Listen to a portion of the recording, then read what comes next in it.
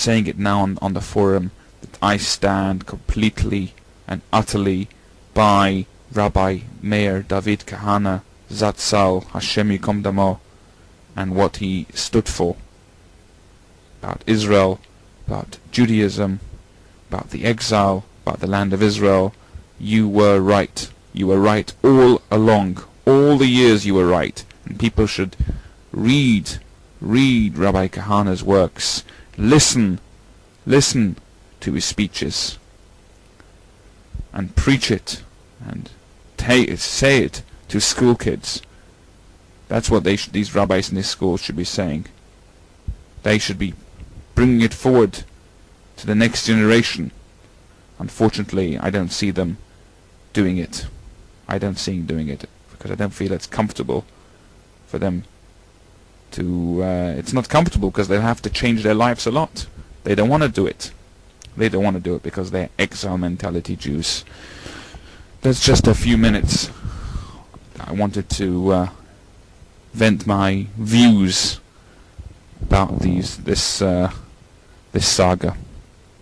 I hope I haven't gone off too far, but I'm sure I can discuss that. That's just a very broad issue without going into any of the issues that couple of the issues they brought up in the staff room. In the staff room, I just brought up the basic idea of supporting Rabbi Kahana Zatzal and how right he was. Okay, so after starting that harangue, if you want to call it that, I think we can start the program. And let me just say that we have other programs, audio programs, besides this Ask Yesha. One is a great Torah program by Judea Non-Kapta, the Ask Judea Torah Show, an excellent program which I urge everyone to go to and listen. We have many threads where JTFers answer questions in a written format. That's Ask JTF, Ask Threads. We have the wonderful member Pro-Jew Catholic who does audio programs. Pro-Jew Catholic has asked several questions on our shows. Very, very good questions, and he does excellent programs, very, very interesting programs. He's a young man, still in school, just come out with another audio program. I think it's his 4th or 5th audio program, which I encourage everyone to listen to. They are really, really, really fantastic programs. So the Pro-Jew Catholic does a program, audio program.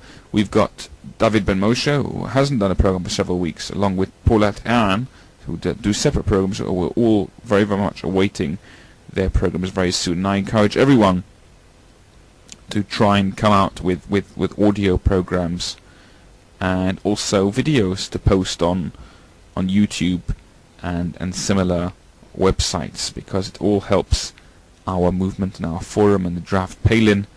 Of course, well, JTF now, Jews Against Obama, are supporting Sarah Palin for the Republican presidential ticket for 2012 for her to be nominated, and we are very much active as well in that campaign. Okay, I think we should start the program now with a moderator par excellence, a super JTFer, ultimate JTFer with over 4,000 posts. It's Ruby Stars, who has asked questions on every single Ask Yesha so far, this being the 15th one, and who does so much awesome work. Am I grammatical? Does awesome work for our movement, for our forum, for the website. Ruby Stars asks, and I quote, "Greetings Yesha, do you think your country will always be ruled by a monarchy?" Similar to our question last week on the monarchy, it's not my the subject which I know a lot about. Let me give my 2 cents about the monarchy in the UK. I think the monarchy is a deeply entrenched tradition in this country. It's been with us for a tremendously long, for a very, very long time, and it brings in a lot of tourists.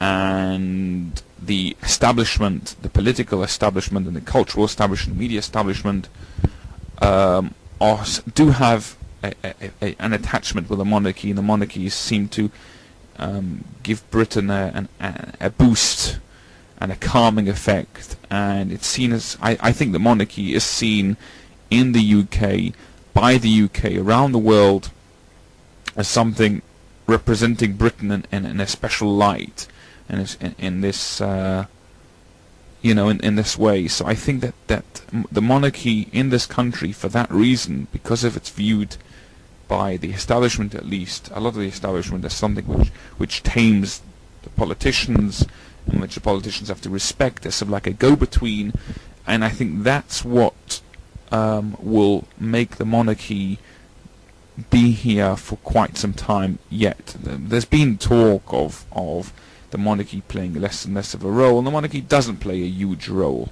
It's more sort of like what the president in Israel, the role the president has in Israel, which is more of a what's it called? What's the word?